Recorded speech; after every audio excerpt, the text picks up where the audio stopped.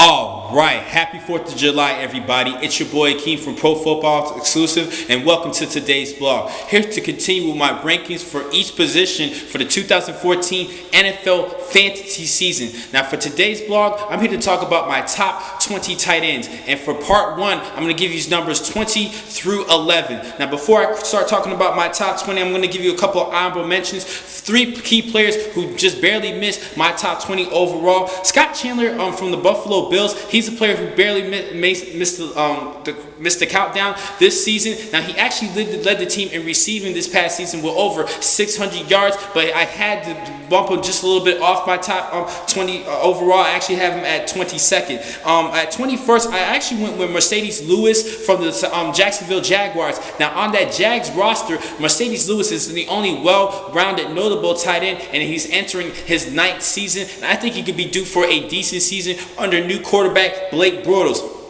And last but not least, Jermichael Finley. Now, I definitely had a lot of doubts on him making a return to the National Football League, but he's actually been kind of medically cleared to play football, and he's actually going to try to make a comeback, and I had to call him out as an honorable mention. Now, I'm going to start talking about my top 20, starting with 20th overall. I'm going to go with Coby Fleener from the Indianapolis Colts. Now, he has a great relationship with quarterback Andrew Luck, and he actually finished 13th last season, but Dwayne Allen's going to be coming back from last season's injury, and he's actually going to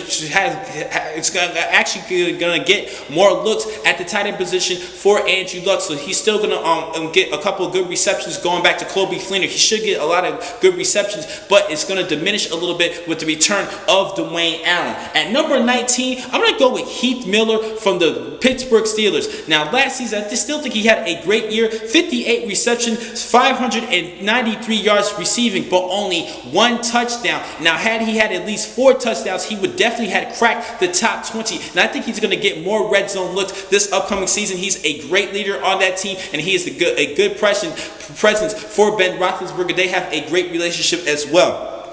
At number 18, I had to go with a rookie in this one, and Chase Amaro from the New York Jets. Now, I know a lot of people might doubt me on this one and disagree with me, but I had to go with Amaro with this selection. Now, he is a good, well-athletic tight end who can even work well as a slot receiver, just like he did as a Red Raider at Texas Tech. Now, last season, their top tight end was Jeff Cumberland, who had 398 yards receiving and 4 touchdowns. And I personally believe that this rookie can double that amount this season, and that's why I have him in my top 20. At 17, I'm going to go with Garrett Graham out of the Houston Texans. Now, he had a good season last season, actually placing 16th overall, but he is not a real athletic player, and he's a little bit slow, and that's why they actually picked up CJ Fedorowicz out of Iowa in this past season's draft. And due to his lack of athleticism, I'm having a little doubts in him, and that's why I don't have him higher up. Now, last season, he had a decent year, a couple of good games actually, but he had 84 targets and only converted 49 receptions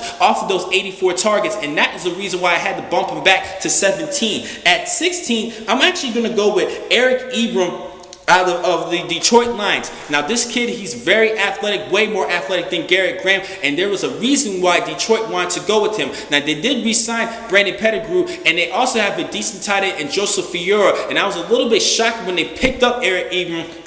But due to his athleticism at the tight end position, I think that Matthew Stafford is going to definitely look at his direction. He, just like Jason Amaro, could be a slot receiver as well. At number 15, I'm still going to have to go with my man Antonio Gates. Now, a lot of people might disagree with me on this one. He actually finished 9th last season with 872 yards receiving last year, and he's also still a great target for Phillip Rivers. Even though a lot of people, including myself, are believing that Ladarius Green was going to get a little bit more looks because Antonio Gates actually lost a step or two, as well as he's actually 34 years old, so that age is a major factor, and I think that Ladarius Green can have the opportunity to be the future tight end to replace Antonio Gates, but I still think Antonio Gates is the man. At number 14, I'm going to have to go with Kyle Rudolph from the Minnesota Vikings, and a lot of people had to crack him within the top 15. But if you look at his numbers, he's not having an impressive career thus far. Now, his best season was back in 2012, where he had 9 touchdown receptions. Now, he has great leaping ability, but he's not displaying the receiving skills like he did when he was a Notre Dame fighting Irish. And he definitely needs to get back into those days. Now, he's entering his 4th season, and he only has 1,055 yards receiving in his career in 3 years. He's going to have to improve this year. Now, he's definitely on the verge of busting this season. That's why I have him as 14th overall.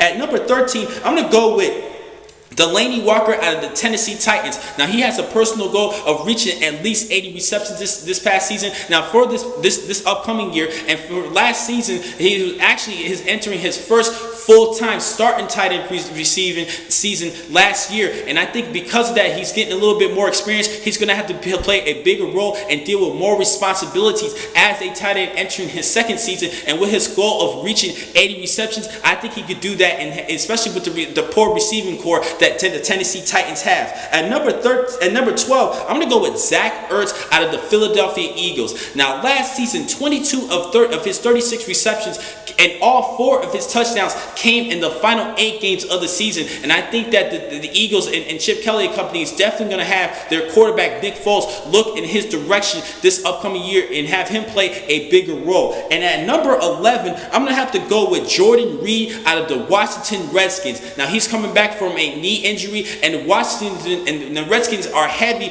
at the wide receiver position with Santana Moss, Andre Roberts, who they just signed, as well as Deshaun Jackson. And let's not forget about Pierre Garçon, who had over 100 receptions last season. So they have a very, very heavy and very high depth receiving core, and I'm a little bit concerned with that. With Jordan Reed's ability, he is a great athletic player, and he will be a great target for RG3. But I'm a little bit concerned because of that depth at receiver. I think he's going to get less looks, and that's why I had to bump him just off my top 10. But a lot of people will disagree with me and have him put into the top 10. I think he's going to be an excellent target this year, but I'm a little bit skeptical because of all the receivers that RG3 has around him, and he's definitely going to have to share the football with all these wideouts, and even with their running backs, with Lachey Seastrunk, as well as Alfred Morris. That's why I have him at number 11. Now, I'm going to catch you guys later on today for part 2 of my videos to give you my top 10 tight ends. I'll see you guys later. Thank you for watching this vlog from Pro Football Exclusive. I'm your man, Akeem McCall. Be easy.